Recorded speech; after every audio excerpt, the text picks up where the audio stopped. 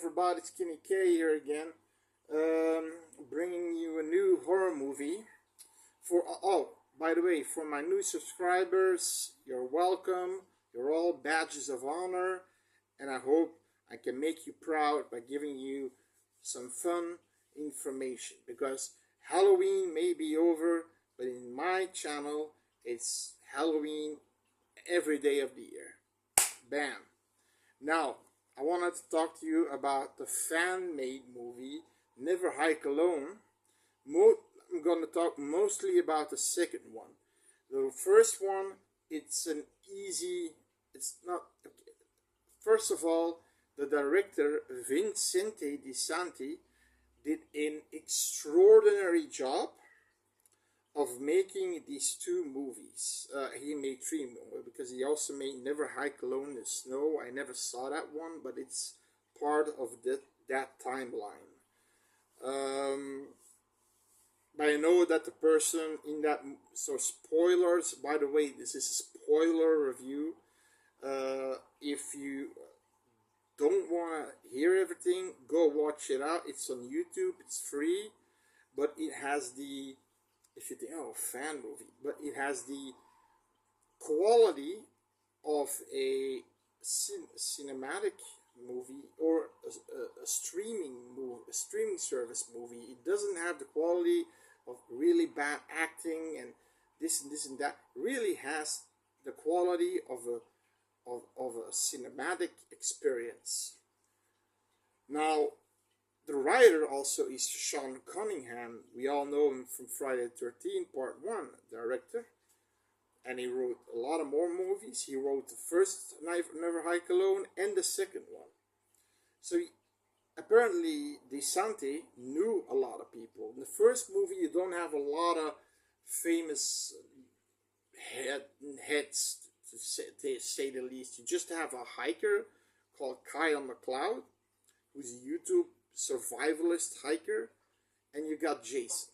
Now the guy who played Jason, I don't know his name, he did an extraordinary job, because playing Jason is not just no, it's the way he moves, the way he reacts, the fact that he walks like it's, you know. I never liked Kane. Sorry for people that like Kane Hodder. I never liked him. He's always doing like, and I don't like it. I liked the first Richard Rooker, God, you know, rest in peace. Ted White, even the one from Jason Lives. They all move like a tank. Like there's a tank coming at you, and he's gonna fuck you up with his machete, his axe, or whatever weapon he has. And this movie did have that kind of Jason. So hard sells that he was running Jason, basically. Almost, that's for late. I would run an ME truck, but okay, a medical truck. But the thing is, the first one, the hiker goes to the camp, the Crystal Lake camp. He's snooping around, and of course he finds the head of Pamela Voorhees, and then Jason shows up, and he uses his hiking skills, his survival skills to mostly evade Jason. He gets hurt by Jason, mainly slashed by Jason, hit around by Jason, but he doesn't get wounded seriously that he gets killed. The ending of this movie, you have to understand that if you have a movie with only two characters, which one of doesn't have dialogue and one has to carry all the dialogue, it's like the first one is like a found footage movie. It's hard. It's hard to do for an actor to really bring out yourself in as natural way possible, and he did that. In the first movie. Really, a lot of respect. Now, the movie ends with an ME truck carrying him in the back, but Jason kills the two MEs. One with an axe, one he breaks the neck. But then a door opens and you see Al Matthews, Tommy Jarvis, also from Jason Lives. Remember Me, maggot face, maggot head, and then he drives away. Now this is actually a small part of the scene. Now we go back to the Never High Clone 2. We start the morning before. Okay, so Tommy has a bad dream. He wants to go to the funeral. He wants to go to Crystal Lake. He wants with a shotgun. He's trying to find him. He's trying to kill him with a shotgun. Of course, he can't kill Jason with a fucking shotgun because at this time period, it's a zombie Jason, right? Then we see another familiar face, but now this guy, probably a lot of people won't know him. Just regular horror fans or moviegoers will not know him. His name is Vincent. Now I have to pronounce that. Guastafaro. Vincent Guastafaro, yeah.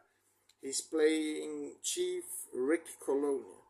Now, he's basically the guy who plays the deputy in Jason Lives. He has this big ass Colt Python, I think 44 caliber revolver with a laser pointer on it, and he says, "Where the dot goes, ya bang." He says that's his line. He has a few pieces of dialogue. He's actually one of the few deputies that is used in all the Friday the 13th movies. You've got in part 2, but he's probably dead at this time, very old. In part 1 you have one, and actually in part 3 or part 4, part 5 has one, but a sheriff, but he may also be dead already, and the other ones that were surrounding him did jack shit. So but I mean, the actor Vincent, he's old as fuck. I mean, look at that. It's the guy who takes his coffee and goes like, "Where's my Sanka? Did somebody put Sanka in this?" I mean, he's old. This man is, I'm guessing he's almost 80 years old.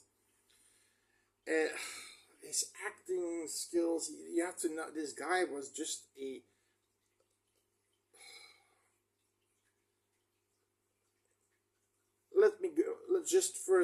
let's go to the story and then talk about acting. Okay, so you've got, we go to the beginning of the first movie. Instead of being hauled up in an ME truck, he first falls down a hill. Two campers having sex hear this, and the dude goes out and sees, hey, I think he's a drunk dude. And the girlfriend says, "Go out and check. Hey, drunk dude, are you okay, drunk dude?" And then he says, he's okay. He says, get out of here now. And then he runs away. Now the thing for me is, instead of saying get out of here now because there's a killer, they may packed up and just get the fuck out of there. Not even packed up and just got the fuck out of there. But no, he just said, you have to understand, you're a camper, and a crazy guy maybe is laying there and said, "You gotta get out of here." I mean, are you gonna get out of there? Or are you, if he said, "Gotta get out of here," blood, there's a killer on the loose, he's coming towards me, then you have the idea, okay, taking my girlfriend with me and get the fuck out of here, take my car. Apparently then a forest ranger finds him, and she's the one who calls in the ME. That wasn't in the first part. That what I can remember, that wasn't in the first part, because I saw the first one once and the second one twice. For this review, I saw it yesterday. The forest ranger gets it. She gets Jason is sitting. She goes in the car. Jason is sitting behind her. Puts a some kind of spear tip through her neck, and then we go to the enemies who have the same fate. But before they die, uh, they get a call from headquarters saying that there may be another hiker in the woods, and he wants to make that call. And Jason is standing next to him, and he says, "I fucking knew it." He wants to take his. He has a fucking a son of two barrel shotgun lying next to him in an ME truck, and it gets hauled out. It gets beaten up, but then the other guy comes, and before he wants to kill Tommy, he kills that guy with an axe in his body, in his chest, and then takes the female Emmy and breaks her neck. And then he's like, "No, no, no, no." And then because he opens the door for the hiker, then he says, "Remember me, maggot head." And then we start the movie of Never Hike Alone 2. He drives away. It's already daylight because it happened in nighttime. Now he stops to make that call because headquarters is still calling for. He says, "Yes, multiple casualties, death, bring police." He said, "Let the chief know Jason is back." Boom. Jason again immediately standing next to his window, and I'm thinking to myself, how in the fuck did Jason catch up with that truck? He drove a while. Jason sprinting. I wanted to see that, but he gets the two barrel shotgun right through his neck, and you see him falling behind. But that's not enough. He comes back up. A 2-barrel sawn-off shotgun from this range. I mean, okay. He comes back up immediately. He grabs Tommy's shoulder and scratches him, but scratches the patch of the clinic off, and he sees from where he's coming from, which clinic. And this starts the mayhem. So they clears the clinic. We've got a doctor named Diane. She lost her son. She thinks he's missing, but he's dead. He's the guy who apparently died in Never Hike Alone in the Snow. So I can't talk much about that. You've got the hiker now there. He's being operated on. He's okay. The sheriff, the sheriff, um, Cologne and Jarvis they hate each other. But that's what I wanted to say with acting. Put those two together, they're like two kids. They are like, Cologne says, "You see that sign over there? You cannot pass. It's forbidden." So shaking his head. And he says, "Oh, don't give me that shit.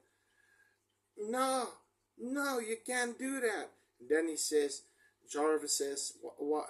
Okay, but why don't you do it? Or you chicken shit." And then he does this, and when driving away, Cologne's doing this, and it's I don't know, it's not well acted in my opinion, because Tom Matthews, when he's talking to the doctor about her grief, you've got a good rapport there. Then they're acting in a good way. Kyle, the hiker, becomes somewhat of a comedic relief than the hiker we had in the first movie. because now he's more of a character between a bunch of characters. Um, the chief, he goes to the site, which is Cunningham Road, not to Sean Cunningham, of course, and he sees he sees the car of a forest ranger. He sees the bodies in the trunk, and he immediately assumes that put on an APB for Tommy Jarvis. For what? Multiple homicide without any CSI shit, without any reasoning. He thinks that Tommy Jarvis killed 3 people, 2 of his own MEs, and 1 park ranger. Okay. And then he has this weird dream where he's in the station and he's investigating shit. He knew apparently about the guy never hiking the snow, that he died. He found the body. Well, in his mind, it was best to keep it a secret, to not, you know, get everybody in panic. He gets a dream about Tommy standing there with a shotgun. Yeah, bang, boom. No. And the way he's talking, before he goes to see for those bodies, this deputy says, we've got a report of an ME. There are multiple bodies on Cunningham Road. Who said this? Tommy Jarvis. And he looks at him. Bullshit. It's just, again, it's just, he wants to shit on my hood again. That's what he says. And I'm thinking to myself, why? Just because he had that feud in the Part 6 movie, and now he's like an asshole who probably loses his teeth if he drinks from his coffee, which I'm gonna do now with my real teeth. Why? Eventually, Jarvis wants that Kyle guy, that hiker, because he saw the head of Pamela Voorhees, and Jarvis gets the idea of destroying the head will destroy Jason. He doesn't know if this is gonna work, but he thinks, just voila. So Dr. Diane wants to come with him because she wants to know what happened with her son. So you got this trio that try to escape, but then the cops are there, arresting Tommy Jarvis. Like 4 cops. Another cop is outside, and he's calling the sheriff through his walkie-walkie. There's a crazy lunatic here destroying all the cars at the parking lot. What? Just ignore it, okay? We hear him shooting. We hear a couple of shots going off. The light is cut off from the hospital. You see the generator goes on. This red light, which is pretty cool. This red light, and we see Jason coming in with one of the deputies' heads, throws it to them, and then you've got a cool scene. Jason runs towards one of the deputies, punches right through his chest. They all have body cams on, so you've got a sort of, you get to see the view of the cam like a first-person shoot-up game. You see, and then whoop, Jason kills. You see the kill every time. Then another camera. All these deputies, these cameras are seeing him in first-person view, and they're all getting killed. And it's an inventive idea. A first-person shooter game style thing, thing put in there. That's great. That's great. I like that. That was a good idea. And then when he kills the nurse, there's this nurse behind the counter that wants to run away. He takes this sickle-like weapon, a moon-shaped sickle-like weapon, and he takes her, slices her from a smile on her face, and all the guts and fucked up shit is falling out, and he's standing there in a close-up shot with her in her arms. I mean, that was with the red light. That was a cool shot. That was cinematography wise a really good shot. He throws the sickle towards the security guard. He dies. The sheriff, like the coward he is, he runs outside. Although the coward he is, he does redeem himself, because when they see the parking lot, every car was destroyed. Duh, that's what his deputy said. The only car that isn't destroyed is the ME truck. So Tommy says, I got another a fresh battery in there. We can't get away through the ME truck, but we need a distraction. Sheriff says, I'm gonna distract Jason. I couldn't believe he's still alive. I'm sorry, Jarvis. I'm gonna get him. They're saying, oh, what you gonna do? Whoa, wait. Don't just go on a Mexican standoff. Then he doesn't know me. He never met me before. So he's acting like fucking John Wayne. Is Jason's the Mexican standoff. It takes 2 Glocks. And then he says that line again. Where the dot goes, you bang. And he's shooting like this. He's like, with every shot, he's flying back 2 feet. And then he gets an axe here in his collarbone. And the way how he reacts to this is like, and he sees the chin of Jason. Where the dot goes, you bang. And Jason does like this, and then he just pulverizes his head. We go back to Camp Crystal Lake. Eventually, to make the story short, they grab the head. Tommy's almost killed,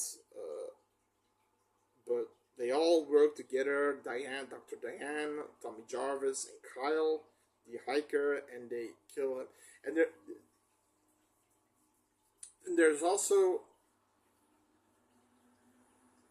this shot of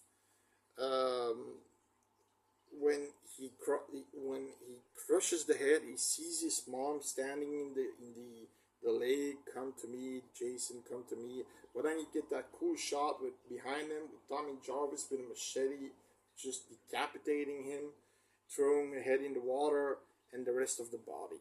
Now, first of all, you got a few cool scenes in there. Like I said, with the with the nurse in Jason's arm, completely slashed open, with all the guts hanging out. The camera angle shoot 'em up, first person shooter style game with Jason is pretty cool. It's inventive. I've never seen that before. The fact that Jason goes totally berserk in this one, because in the first movie they said, the body count, there wasn't actually a lot of body count, just in the end, the MEs. But this one, the body count, they listened and they upped the body count, plus they upped the Jason going berserk.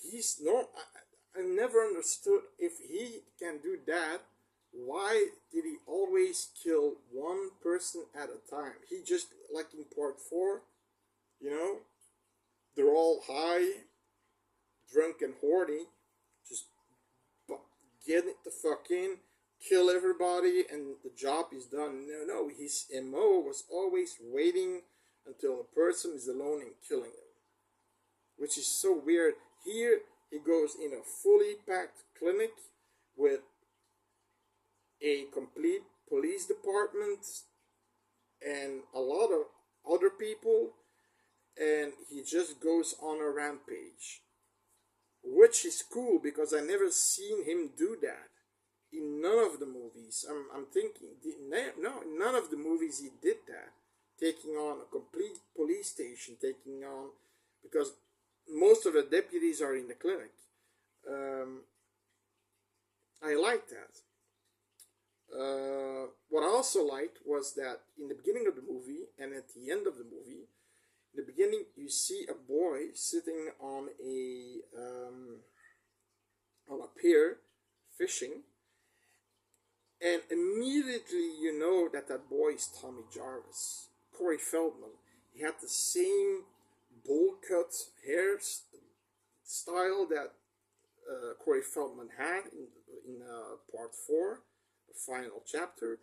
He has glass. He even looks like Corey Feldman, and that wasn't deep fake. He just had glasses on, and that was really cool. And it's a dream, and Jason comes out of the water and takes him with him. That was a cool shot. And at the end, he's standing again on the pier, and then he sees in the water little Jarvis going like this and then going away, and I like that. That was a cool shot and nice little, reminder of Corey Feldman as being Tommy Jarvis. Because let's face it, Tommy Jarvis of Part 5 is just a complete nutbag, right? But okay, here, so the positive, these are positives. What I'm saying is, all these scenes are positives. The negatives are some of the acting. Now, the first one had good acting. Why only one character? It's hard to have one character take the entire movie on your back, but he was improvising.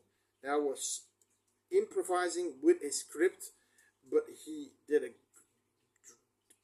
damn good job. Now, this movie, Tom Matthews, there were moments where it worked when he was having a conversation with the doctor, when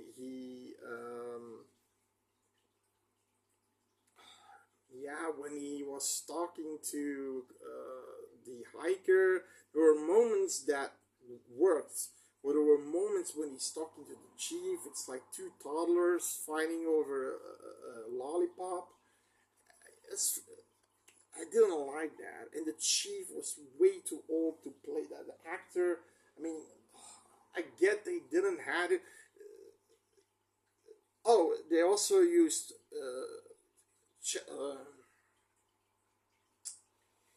Shelton from Part 3, where Friday the 13th, Part 3, where he got the mask from, the infamous hockey mask.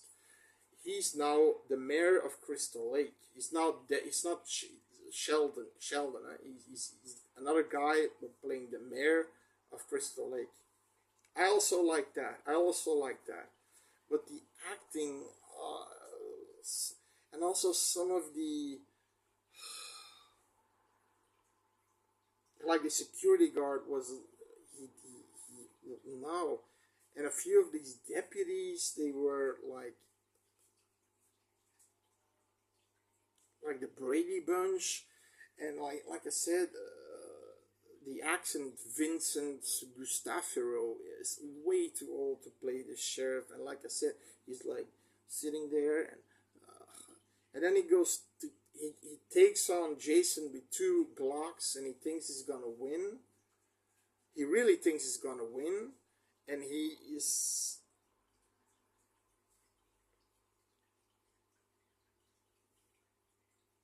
And that line where the dot goes, you bang. He says that in that moment where the dot goes, you bang. Where the dot goes, you bang. 2 or 3 times. I think it said in the movie 4 times, 4 or 5 times. I'm not sure. At least a couple of times that it gets old and stale. Okay, we know the line that this actor brought in part 6 where the dot goes, you bang, and but the hiker was okay. The fact that he took on this comedic relief kind of guy, not completely comedic, clownish, but natural comedic. He's actually a good actor, the hiker, a really good actor. Dr. Diane was also really good as a grieving mother and trying to take revenge. She was really good. Also a good actress. Tom Matthews, good actor, but like I said, depends in what kind of situation you set him against, who you're pitting him with. It's against the chief. It's awful because that actor, personally, he can't act. He can't act for shit.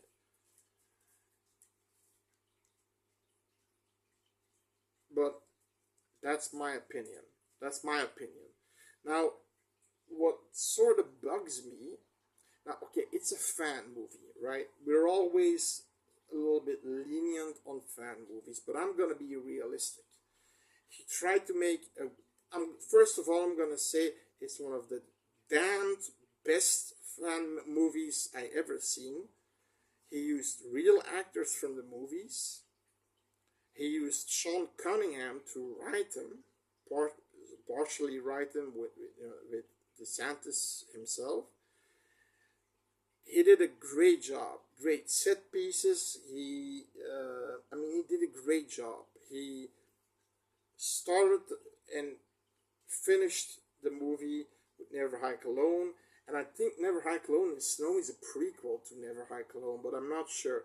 Never Hike Alone 2, because I didn't want to see Never Hike Alone in the Snow because it was again with one person. I wanted to see more body counts, and he gave us that in the second movie, and I am not complaining about because the practical effects are on par. Like I said, for the fucking fan movie, this movie is great, but it even stands on IMDb. But there is the problem. It gets a fucking 6.8 on IMDb. Now the first one.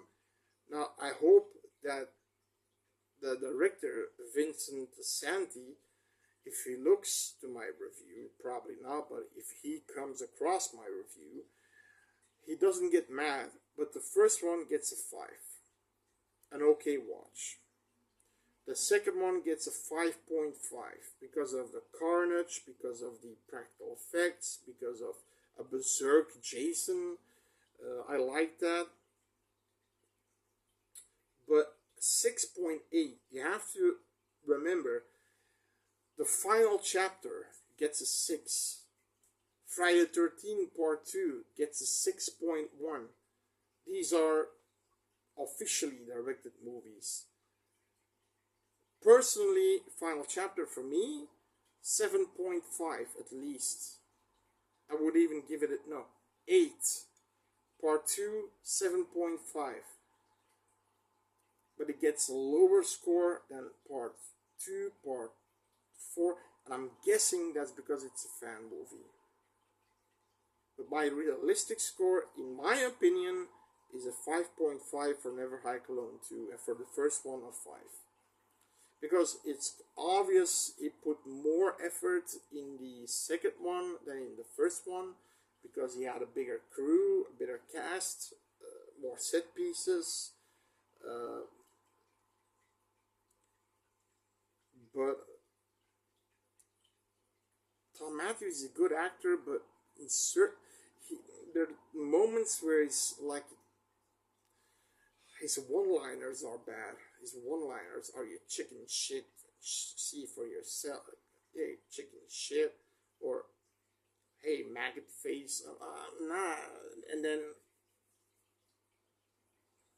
putting his middle finger when he's driving away. I didn't like that. It looked childish. It looked, and then with that old cop who can barely hold his coffee cup,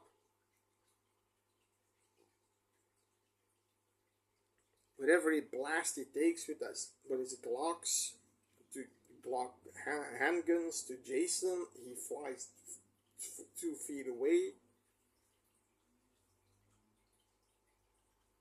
and then that line where the dot goes, you bang. Where the dot goes, you bang. I mean, constantly. Oh my god, the fucking dot goes in your ass, you bang, bang. You know. Well, you got good actors too, so I'm not dissing the movie. I'm just saying Vincent Gustafaro isn't a good actor. I didn't like him in part 6, and I definitely don't like him in this one. Tom Matthews, I preferred Corey Feldman all the way, but I didn't like part 5, New Beginning, Tommy Jarvis, mental Tommy Jarvis. I like Tommy Jarvis in part 6, but I'm guessing the guy's old. He's older now. I'm not sure if he's acting a lot. He lost a little bit of that oomph, that charm that he had in part 6. I'm not sure. He was a lady killer at the same time, and he was, but he really wanted to get after Jason. I'm not sure. He looked to me, he did a much better job in that movie, because maybe this is a fan movie. He didn't get paid, or paid a little bit. I'm not sure, but he's still a good actor. But there were moments that I thought, no. But like Dr. Diane and the Hiker, which are not characters, I mean actors that I never heard of. They're good.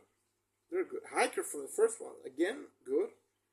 He takes a little bit more of a gimmick because he's now surrounded with characters and he wants to be that kind of person. In my opinion, he had more of the comic relief role, which I liked with him because it wasn't over the top. So, for the movies, Never Hike Alone, Never Hike Alone 2, 5 points for Never Hike Alone, 5.5 points out of 10. So it's the average and above the average. For Never Hike Alone 2, you're gonna get a lot of member berries. You're gonna get a really well crafted fan movie with real actors in between. Some act better, some act worse. The actors that I don't know actors act really good, and it's definitely, if you're a fan of the Friday the 13th franchise, because these movies are made for fans of the Friday the 13th franchise. Because I wouldn't know who Vincent Gustafaro is if I didn't know the franchise. So that's why I'm saying he did a hell of a job for the Friday the 13th fans. And I applaud you, sir. And I hope to see more of you. Maybe other franchises. Halloween, wink wink. That's my favorite one. This is my second favorite one, by the way. So thank you for giving us these extremely good fan movies. You always have to think, this isn't bad criticizing that I'm doing. It's constructive criticizing, and also constructive criticism. And also, you have to know, a movie that's near perfect, there are only a few balls in the lightning out there. If they're making sequels out of it, the ball in the lightning goes, and it's done. You got a few that are an example that stay a little bit in the bottle, but you know what I mean. So subscribe if you didn't, so we can have more fun, Halloween fun, every day of the year, fall, winter, spring, summer, every day of the year. So see you next time, and I hope you enjoy it. Bye bye.